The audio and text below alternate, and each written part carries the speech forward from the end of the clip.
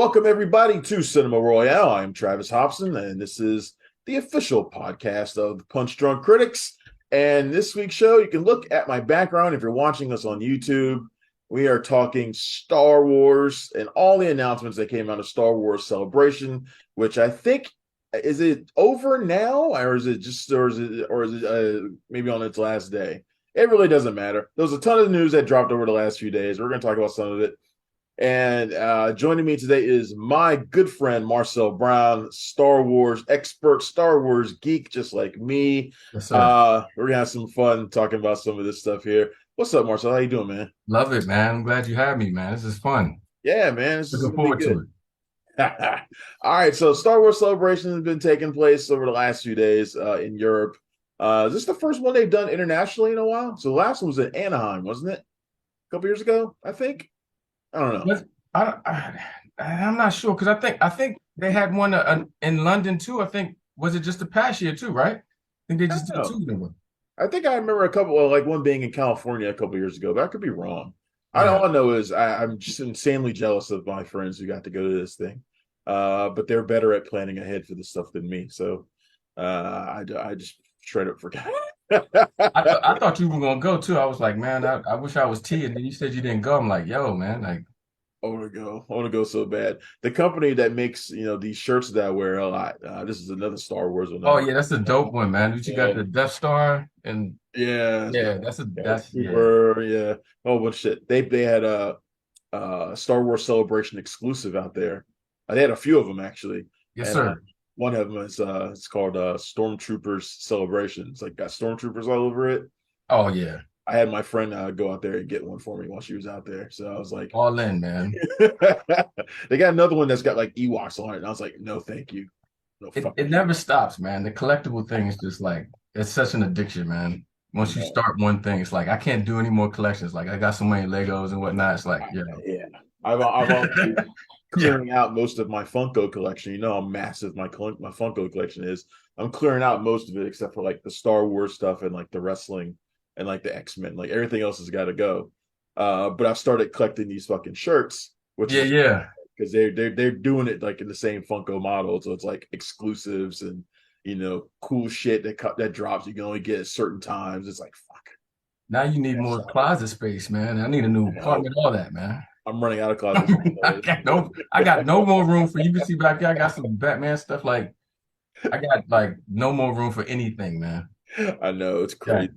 All right, let's talk about some of the stuff that dropped. All right, so to me, the big news that shocked me on the first day, that the thing that made me go whoa, and there was a ton of shit that made me go whoa that first day, but I was shocked to see Daisy Ridley coming back as Rey, Yeah.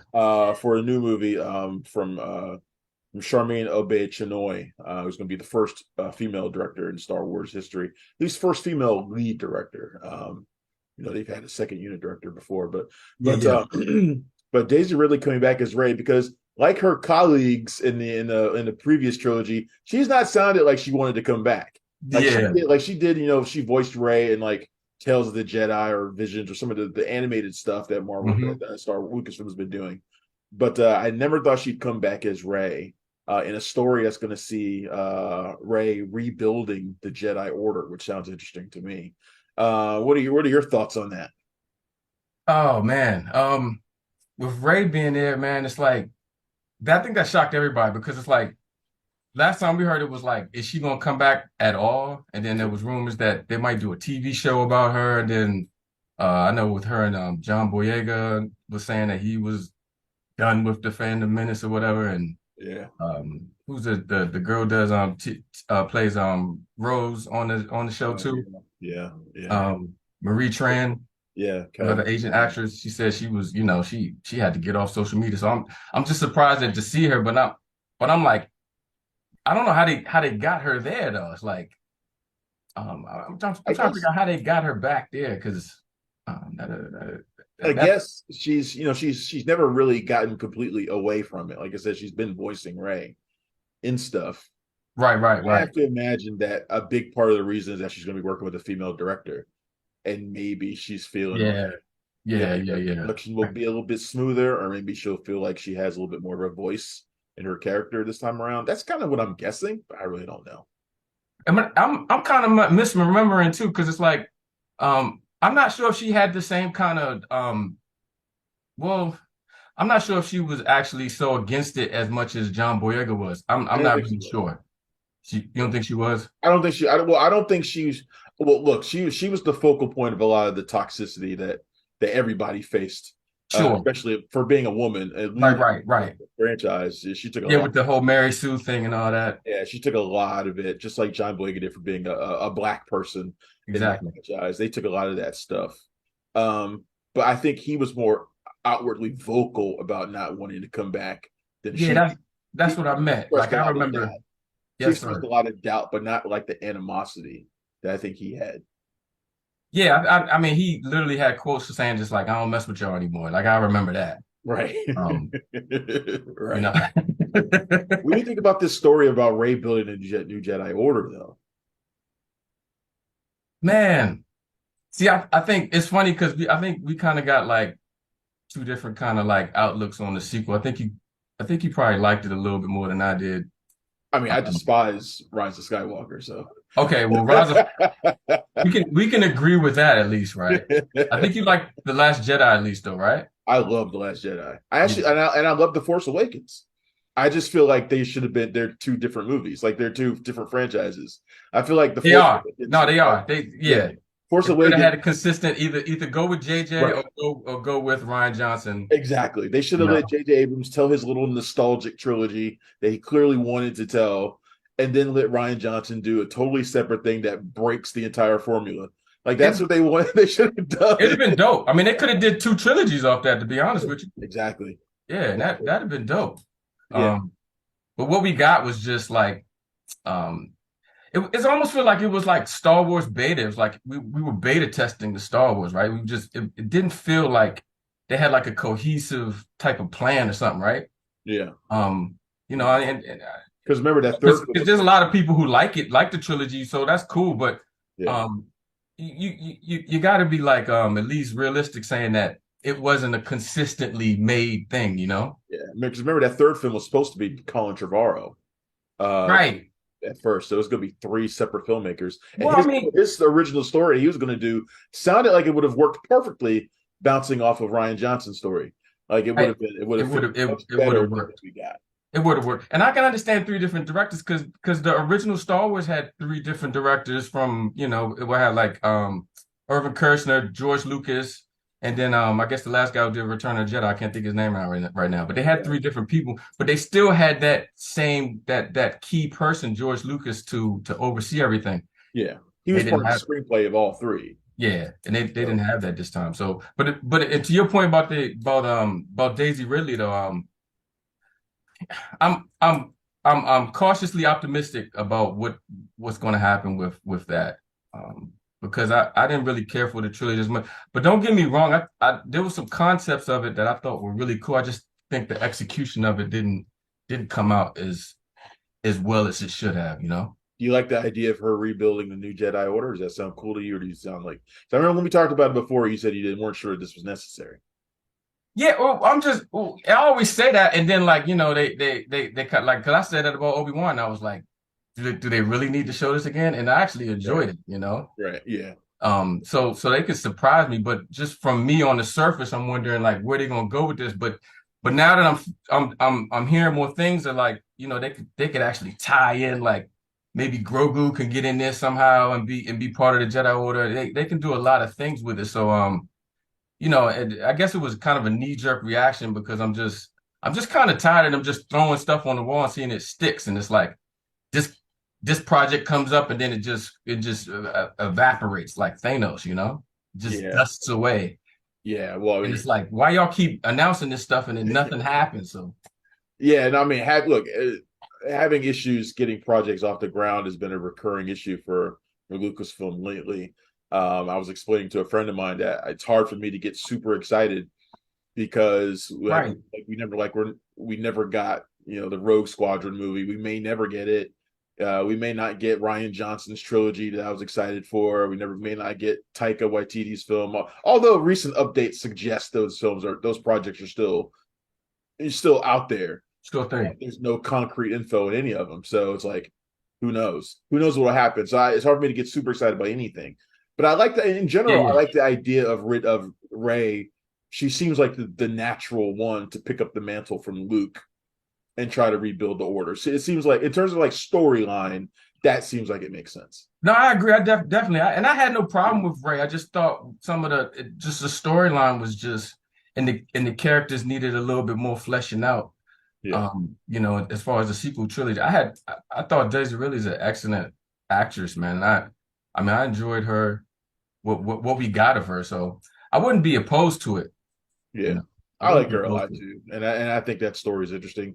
I'm interested in anything that takes us beyond the Skywalker saga. Basically, at least they're going to be charting some new territory, and it seems like a lot of this stuff is charting ground that we haven't seen on the big screen before. Like this other project they're doing with James Mangold, who's doing Indiana Jones and the Dial of Destiny right now. He's also the guy who did Logan, 310. Yeah, Fantastic filmmaker. James Mangold's great.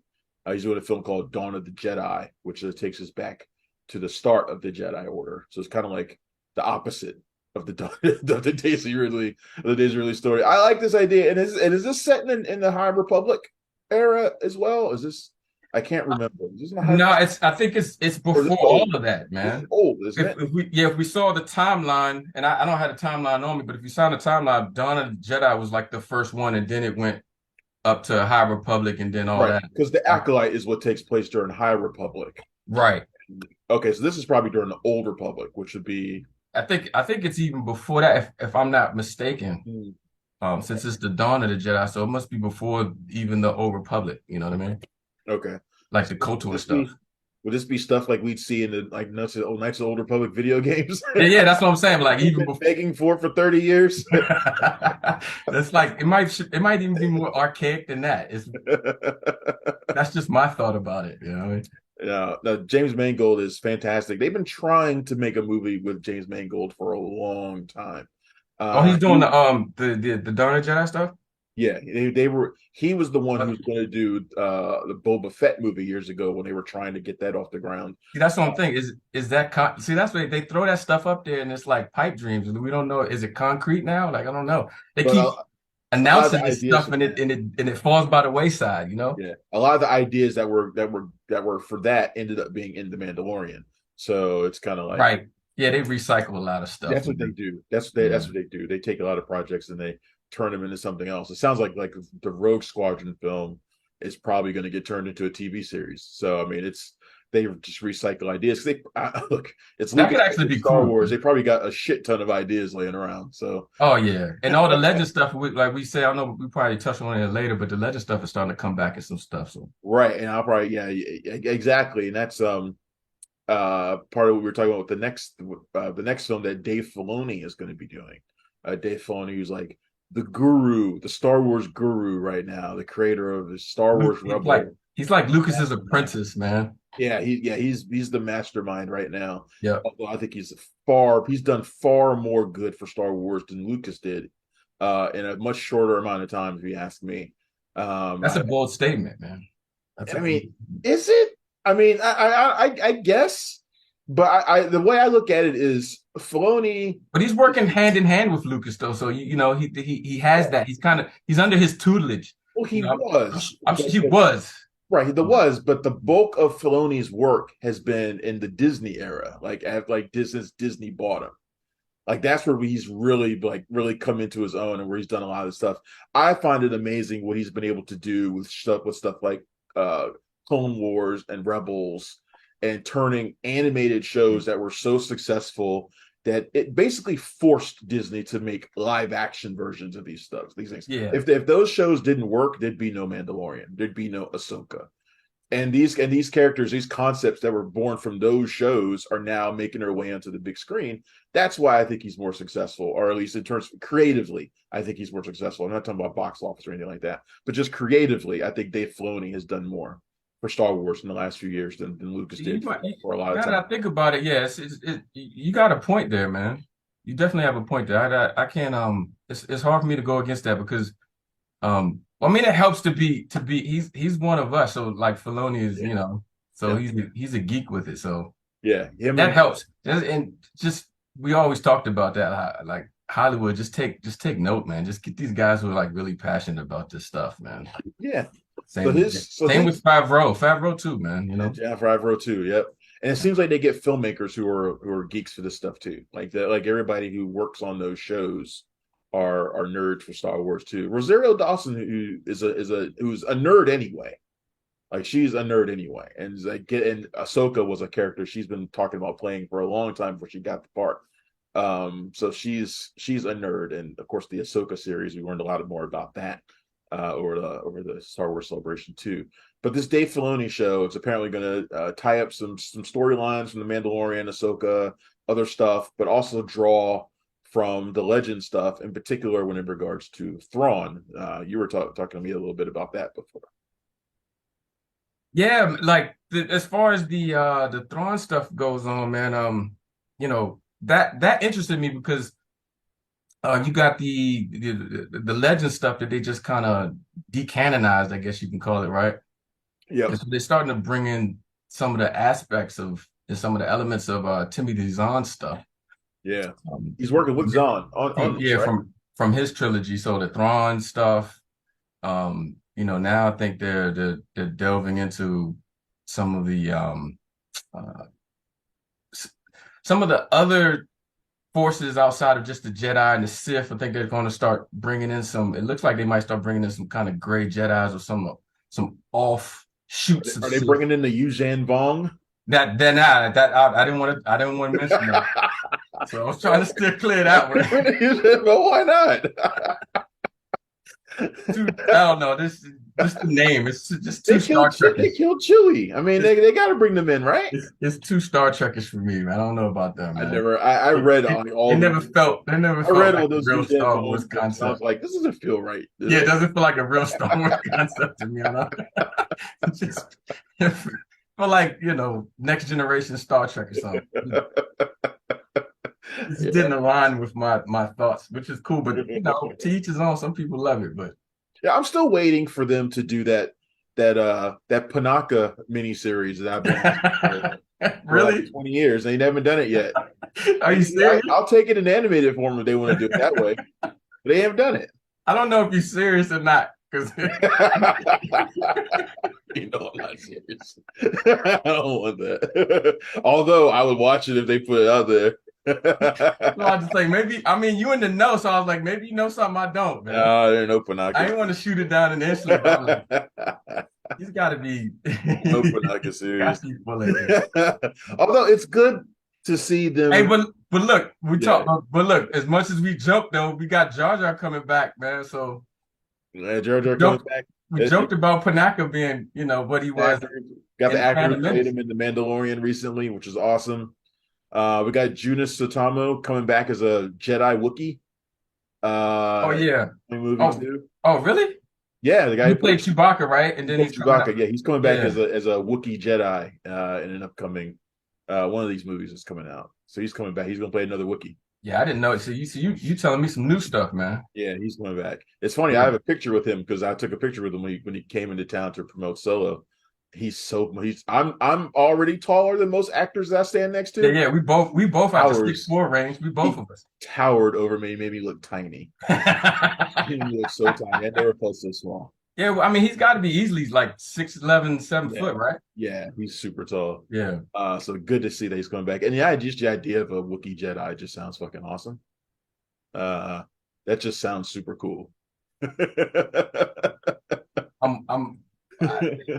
You got Chris Anton. I don't know did you like that character when he came out? So I mean, I thought he was fine. Yeah, he's fine. I like Wookiees in general. So gotcha.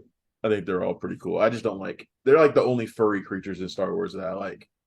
So I won't even go there, man. I'll just go to the next one with that. I won't even go about furry creatures, man. Dave, everybody who's watching this podcast would be up in arms if we mentioned. You probably know better than me, but as far as I know, there's never been an Ewok Jedi. See, I didn't even want to go there. I didn't even want to talk about it, but now that I've put it out there into the world, so much. Yeah. Do it. I don't know, man. I don't want to. Is that an option? Are they one with the Force? Can they? I guess every creature manipulate the Force? Yeah, I don't know about. Isn't Endor like full of the Force because it's like a forest It planet? I should thought be, it was right? like Even the Wookiees should, all that. So yeah. yeah, I think it must permeate through every living thing, right? Yeah, maybe So there's like a Porg Jedi that's out there somewhere that I don't know about. All these books that I now, did. So now I mean people be pissed off if it was a if it was an Ewok Jedi, man. I think people would fucking love it. I would hate it, but I think other people would love it. Maybe now because we're in a different time period. But when that from the old trilogy, people were just so anti-Ewok. I guess people have grown to like love them begrudgingly now. Yeah, Like Jar Jar now, he's kind of like slowly creeping into okay, we're accepting him. yeah. I think that's the benefit of distance. Like, people who didn't have to like watch him like in real time, like they like True. if you watched him for the first time in a movie theater, you'd be like, come on. Right. When we sat there for hours waiting for Phantom Menace to come out and we got that. Right, exactly. You wouldn't Yeah. be quite so forgiving. Like Right. I don't want to see him anymore. I don't even like playing him in like Star Wars Lego games. Like I had to go through that like whole Gungan planet and I don't even like being there. Although I will say, um, I actually liked him in that Clone Wars episode though with him and Mace. I don't know if you saw that one, Yeah, yeah. He Yeah. didn't annoy me as much. I guess I he had a little girlfriend and everything. I was like, okay, he trying to make him cool I think Jar Jar can be fine as long as he's not the centerpiece in like he was in snippets. that movie. Like in Yeah, that yeah, movie, he was such a key factor, yeah, and yeah, let's be honest, he probably he should have died in that fight. Like yeah, yeah. he should have been rolled over by one of his own like blue balls Right. and like died. Like that's what should have happened. I was trying to Now, explain it to a friend of mine the other day because like all women, she likes the cute little creatures. So she likes the Porgs and the Ewoks and the Gungans. She likes them all. yeah. And she didn't understand when I was laughing at the idea of all of them getting killed in something. And I was trying to explain to her. I was like, Wait a second. She doesn't get your sense of humor yet? Like, come on. I think the assumption is that I like everything Star Wars, but like Oh, the yeah, one thing okay. I don't like So, about so Star Wars I got you. are the cutesy characters intruding on my space war. So I don't like any of them. So, Like the well, only thing okay, so Mandalorian now, you must really hate that then. like Grogu, Yeah, yeah. like I want to see Grogu get killed, but it's not going to happen. He's too popular. That won't happen.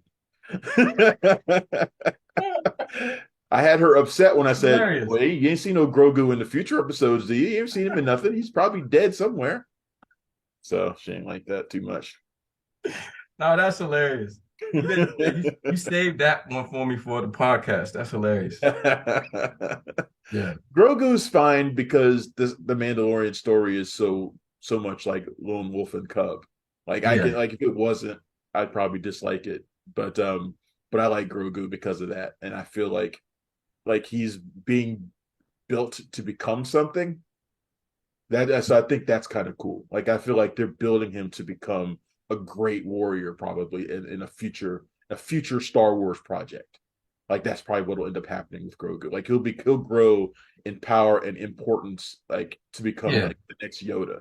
So Yeah. that's why I Yeah. can accept him, but I couldn't accept somebody like Just Jar cutesy for Jar. the sake of cutesy. You don't want that. Right, he's just tossed in there Yeah, to yeah. be something to be sold, and and his goofiness contradicts the seriousness of what's going on around him. Like Yeah, that yeah. part I don't like. Grogu's not like that. Like Grogu's his character development is like integral to the story of the Mandalorian and probably integral to the future of Star Wars. So I'm into what happens to him. Okay. I Yeah. joke that I want to see him die. I don't really want to see him die. No, I know that. I But if know it that. happened, I'd be heartbroken, but I wouldn't be, I'd be like, well, damn, I want to see what springs out of that too. So Yeah, he's just not thrown in there just to. I mean, well, he is kind of in there too to sell some merch. Let's be honest. oh yeah, of course. Yeah, but that's just not like his sole purpose. Yeah, Yeah. yeah. They're bringing back the Bad Batch for season 3. Did you finish season 2 of that yet? Like I'm gonna probably piss off a lot of people who watching this. I'm not a Bad Batch fan at all. I did like the first season. I guess I don't know, man. I see. I got a different outlook on it because everybody's so up in arms against like fan service and things tying into the trilogy. But for me, I like that, you Right, know. me too. But I'm not opposed to stuff being like Andor being kind of like offshoot of it, and it's not really showing you a lot of like, just basic characters, Darth Vader and all those like Did you the come around iconic on, did characters. you ever come around on Andor? Like, Yo, really? Andor is tough, man. I like Andor. Yeah. At first, at first I didn't really get it. It was just too slow. Maybe I was expecting something different. Yeah. But now that I've just kind of like, changed my mindset on it.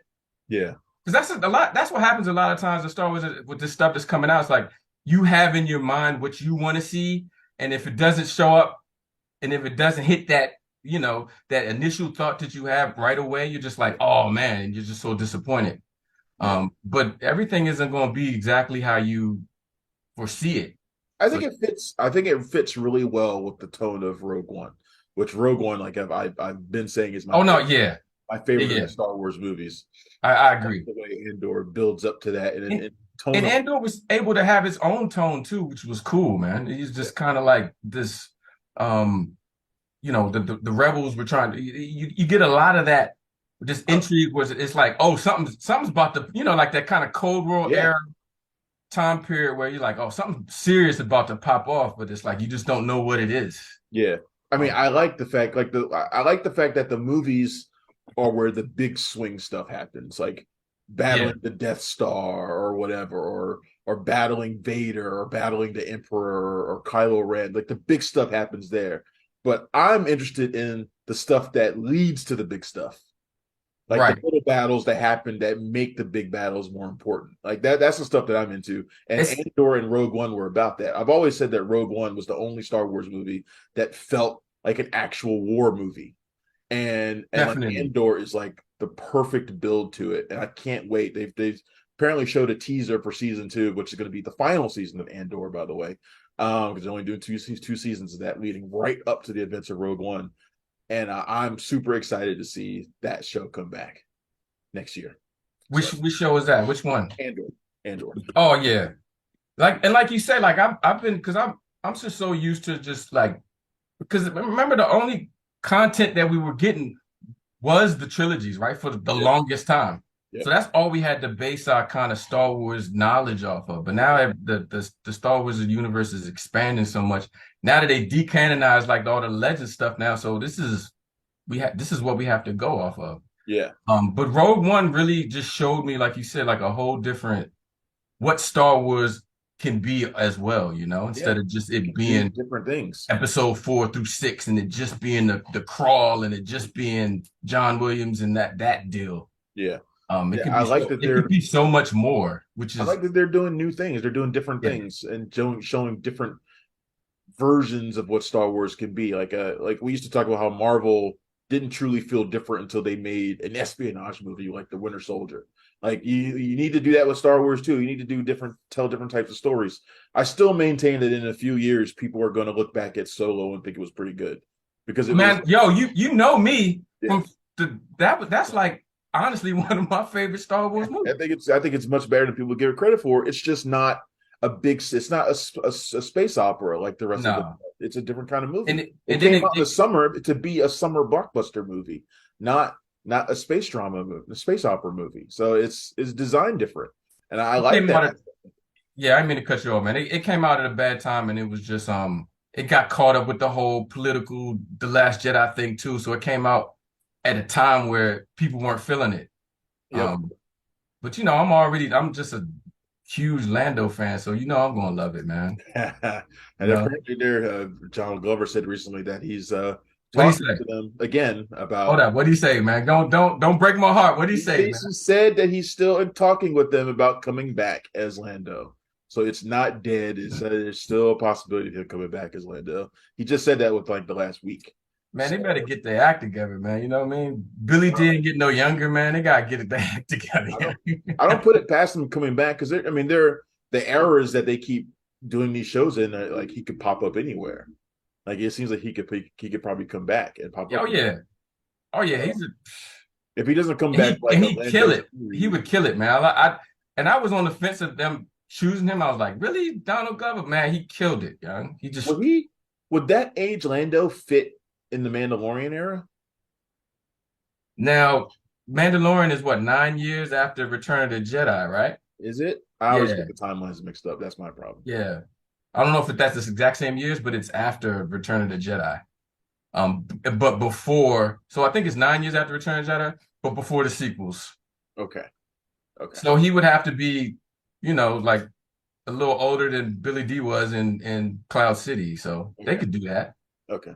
You know what I mean? Yeah. Yeah. Just Donald Glover doesn't have to sleep, and then he can. I mean, it's been a few years. They can age him up a little, right? Yeah, just don't groom him. Yeah. By the time they probably get going, he'd probably be old enough anyway. So yeah, no. as long as it's. Oh, speaking of which, you can see I just got a new joint, yo. You can see the new. Oh, Lando joint. Is that gonna be an awesome con? Oh yeah, man. You know that. Know that. Looking forward to Sorry, I just lost my Star Wars listing of stuff here. Okay, so we also got a little bit of a look at Star Wars Skeleton Crew.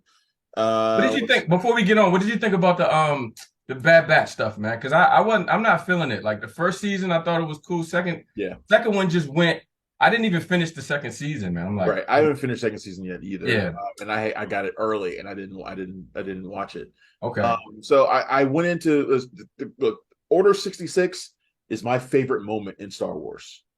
I think that it's one of the most, I don't know, one of the most creatively genius things I think they did in Star Wars, because everything shifts, like everything turns on its head from the moment that order's given. So I think it's fascinating. It was a bold move, and I can't remember. Did we go see Return of the Jedi? Revenge of the Sith. But anyway, we just sitting in the theater when that happened. We were just like, yeah. I mean, it's just amazing. It's still crazy. I'm just like, great. It's still great. It was such a launching pad for so many different stories that they've been able to tell. Even though they've slightly watered it down by having all these Jedi who somehow survived it. Yeah, I know. The random Jedi, like Jedi Survivor, all the video games. Like, man, Order 66 wasn't that effective, was it? Yeah, I know. Like, popping up everywhere. Got but Jar Jar's guy, young. What's his? I can't think of the Jedi he plays now. Oh, which one? The one Jedi Survivor or Jedi? Which one? No, Ahmed Best character, man. I couldn't even think. Oh yeah, I don't remember his name either. Yeah, it's like really all these Jedi. Where are they coming from? Just popping up. Yeah. But I still love that moment, and I love that the Bad Batch spins out of that. I wasn't a fan of their appearance. Like I think it was at the end of the Clone Wars, that final season or whatever. I didn't like them because they felt non-Star Wars. You and I always talk about things that feel non-Star Wars, and they felt non-Star Wars. Like, yeah, they feel like low-budget X-Men to me. It's like exactly they felt like Marvel characters. You got a big guy, you got a Hulk guy, you got a it's like, man, special abilities. Like, really? I don't know. Yeah, it's like the classic comic book tropes that they brought in for those guys, and they don't. Beyond that, they don't seem to as interesting characters to me. Right.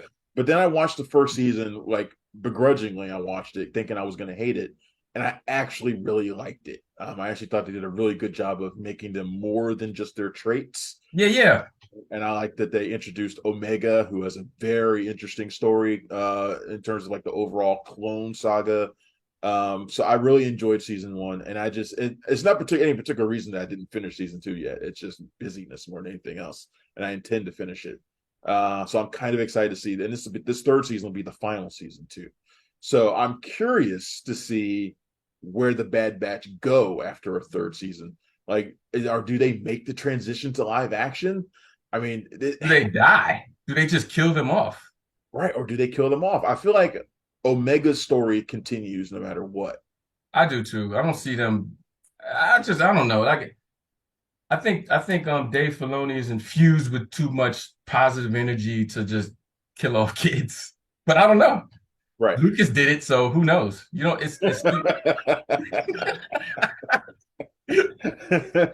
but it's always cool in Star Wars to see a character that starts young and then sprouts up to become something like Ahsoka and like Ezra.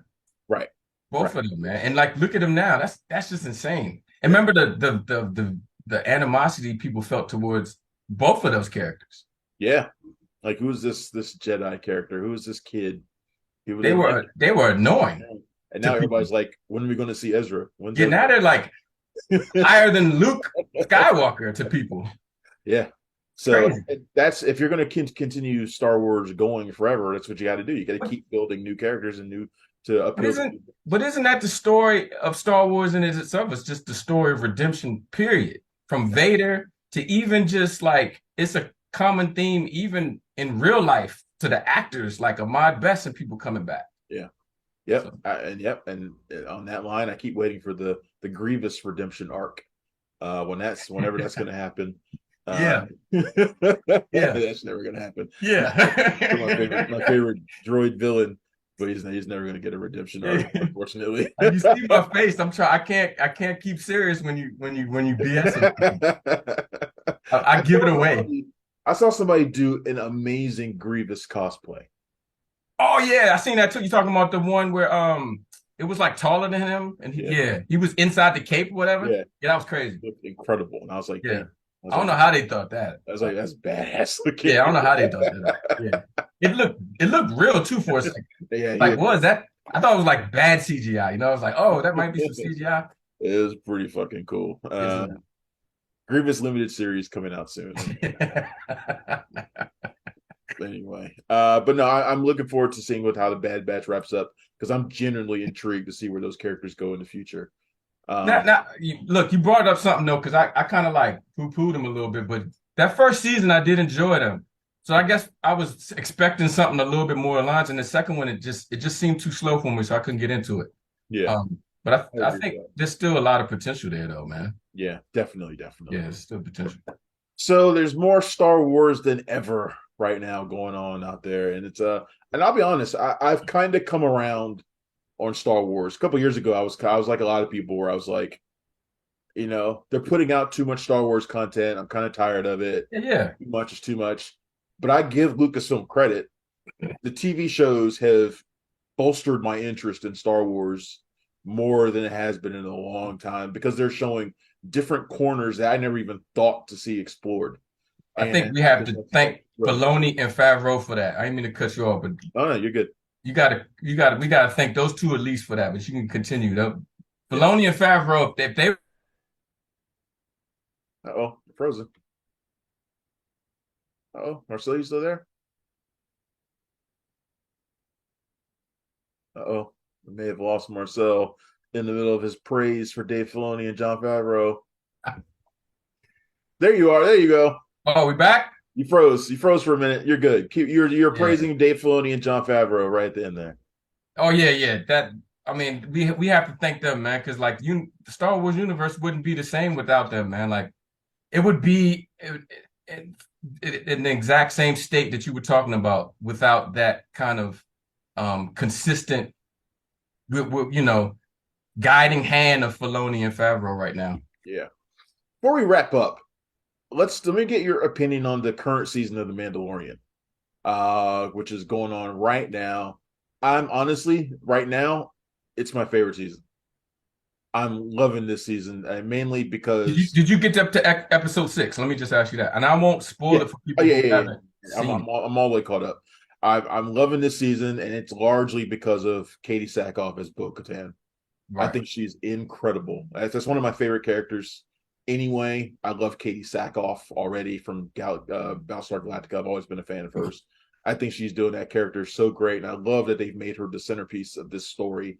The Mandalorian saga to me is incredible. Anyway, like the whole Civil War and all trying to bring everything back, Yeah. back to their original strength. I think that's a story that I've been wanting to see completed, and they're doing it justice. I'm loving this season so far. But what are your thoughts on it? Me too, because I know a lot of people were saying, well, you get people who are like, oh, the story can only be about the Mandalorian, Din Djarin, and Grogu, and it can only follow their story. But I always saw it as the Mandalorian as a culture, like it Right. instead of just like a person. So Right. I love them showing, and yo, I'm a Bo-Katan, dog.